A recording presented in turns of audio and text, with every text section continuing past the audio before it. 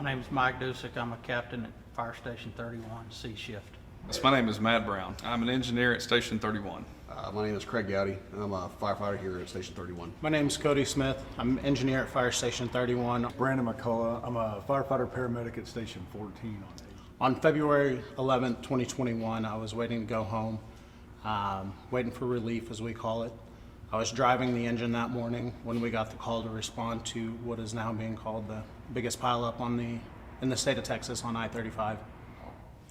So on the morning of February 11th, we arrived on scene to what became known as the Pileup on the southbound expressway.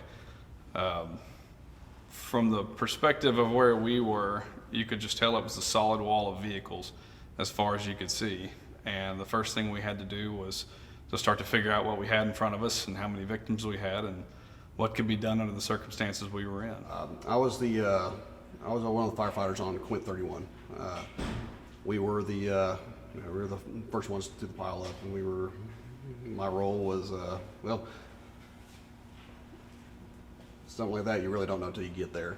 I was initially the incident commander on scene. That's the way we operate. The first truck company or Quint company officer is command until he's relieved by a chief officer. On the morning of February 11th, we responded out as part of the recovery and mitigation efforts for the accident. Got the call or the tone for the call that morning. We knew it was going to be bad conditions. On the way there, we had started hearing radio traffic from a unit that was nearby. We could tell by the kind of the seasoned veteran, his radio traffic, that it was going to be a chaotic scene.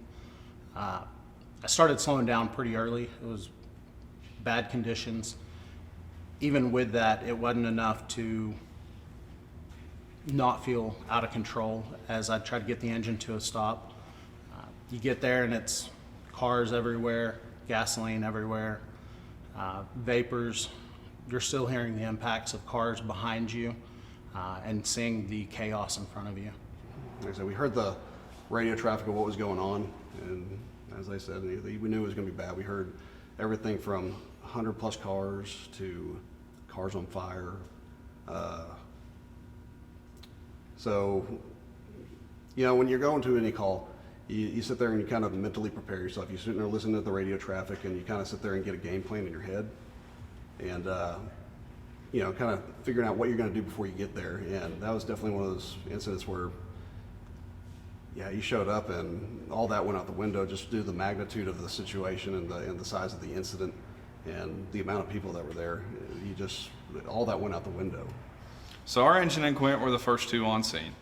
And obviously we had been kind of prompted on the way there by a captain from 19s who was witnessing it unfold. And you could tell by the sound of his voice that what we were going to was pretty serious. When we crested the hill and came upon this, it was very, very difficult to get our two rigs stopped. And we both stopped within feet of being involved in the accident ourselves. Something that was tremendously helpful was the Saginaw Fire Department, who was behind us by a few miles. They decided to shut the highway down, and that stopped it from being even bigger than what it already was, because it was still occurring even after we had come to a stop. So that was incredibly helpful. We got off the rig, and first thing I think most of us did was looked upstream, because there were still cars hitting around us.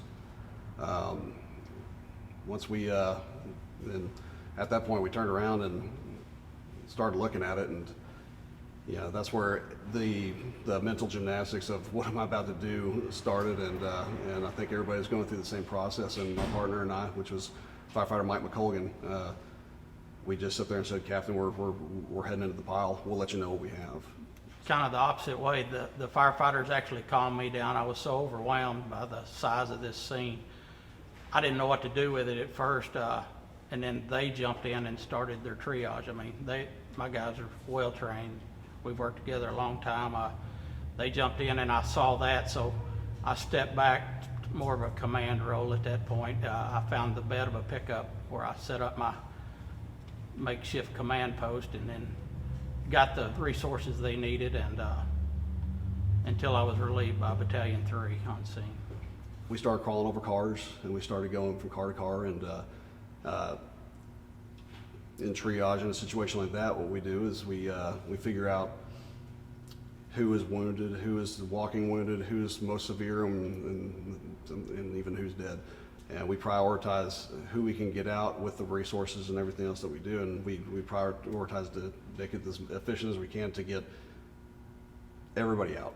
And the people that we could get out, we got them out. With the people that were trapped, we got them. We started calling for resources. I let Captain know what we had, and there was a line of communication between us and everything. Then he was trying to coordinate the resources that we were needing and that we were calling for. And unfortunately, there weren't any there yet, and there was never going to be enough, at least early on in the incident. On the 11th, we were probably on scene for roughly 7 hours. I think we got out there shortly after the initial response, and I believe our total count of all the cars that we got to, we were on the south end of the wreck where the FedEx truck was. So I think our total count was 48 cars that we put hands and tools on to get cleared out of the way to get the tow trucks in there so they could start getting to the less damaged ones, after making sure that we didn't have any life safety issues. That's what we did. We just started sending them people, and from there he was coordinating where to go, putting people in fire trucks just to keep them warm. We were having to, in our particular area though, we had a few people that were entrapped. One young lady, she was a nurse, and her hand was caught between the door and the roof of her car. And it was because I guess she was trying to get out, and the car started hitting it, just smashed her arm. And Mike and I, we called for tools, but we couldn't get any. So from there, we called for hand tools. So we got Engineer Brown. He brought us a rock bar and a Halligan bar, and we were able to at least, we couldn't get her completely free, but we at least got her hand free to where, it was inside the car, was no risk of, like getting frostbitten, because that was the concern of ours. The biggest aspect of that wreck that stuck with me was when we initially walked up on it and started to triage it. There were cars that were stuck in the air. The vehicles were all compacted together. There were horns honking, wheels turning. The smell of gasoline was everywhere. It was a surreal sight, and it took a second to stop and go, okay, all this is overwhelming, but we have to start figuring out where to go with this thing. And that's what we did, and that's what you pay us to do. I think a reason a lot of people get into this job is to help people, and so that morning we were able to help quite a few people. A story that sticks with me is kind of not knowing the outcome of a lot of people that were there to help that morning. One particular individual, her car was smashed, damaged, went outside the playbook a little bit and climbed into a car that not necessarily sure of and how it went, and me and the crew that I was working with that morning were able to get her out of that vehicle, and by happenstance there was an ambulance that was out of the service headed to the hospital. They stopped, we were able to load her up, and not knowing the outcome of that kind of sticks with me. Of it, we did find probably the most entrapped individual I've ever seen. That was literally underneath the FedEx truck, and it was Mike that initially saw him, and all you could see was the top of his head, and we just assumed he was dead. And I told Mike I was going to go check it out, so we did.